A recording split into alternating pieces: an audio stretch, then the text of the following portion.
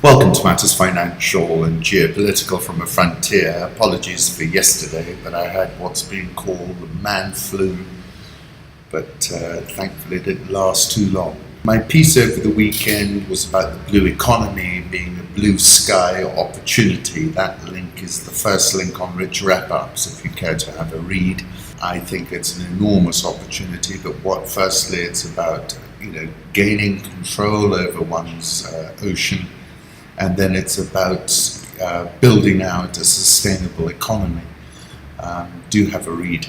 Macro thoughts, Bloomberg's Galaxy crypto index fell as much as 6.9% yesterday to a one-year low on a closing basis and has subsequently fallen further.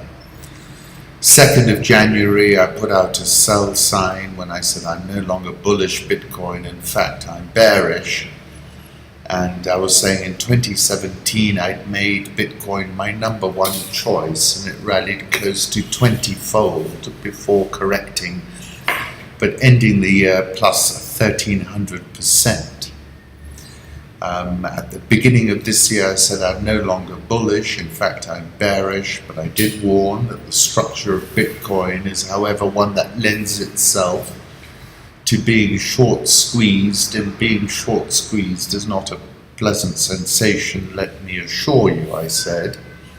And actually it got squeezed up as high as 7,000 not too long ago. For 2018, the portfolio will look to be short Bitcoin. And then in November 2017, before it ramped up close to 20,000, I said, wow, what a ride. And then I wrote that Bitcoin has been the top performing currency every year since 2010 except 2014. And I was calling it the parabola, quoting Thomas Pynchon. It is a curve each of them feels unmistakably. It is the parabola. They must have guessed once or twice, and refused to believe that everything always collectively had been moving toward that purified shape, latent in the sky, that shape of no surprise, no second chance, and no return.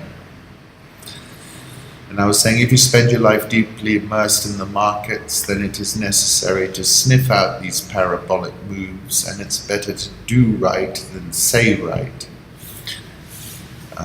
As T.S. Eliot said in The Hollow Men, between the idea and the reality, between the motion and the act, falls the shadow, for thine is the kingdom.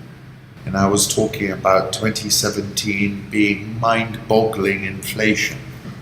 And I said, in my experience, when I found myself riding a tiger by its tail, the key issue is the getting off and not trying to run the trade for every penny. One of the few men to get out in time before the Wall Street crash of 1929 did so, legend has it, because he was offered a stock tip by the boy who shined his shoes. He immediately sold all his holdings. If the mania for gambling on the stock market had reached down to the children on the streets, the bubble must have been due to pop at any moment. The corresponding moment for the cryptocurrency bubble will only be discernible in retrospect. It is discernible now.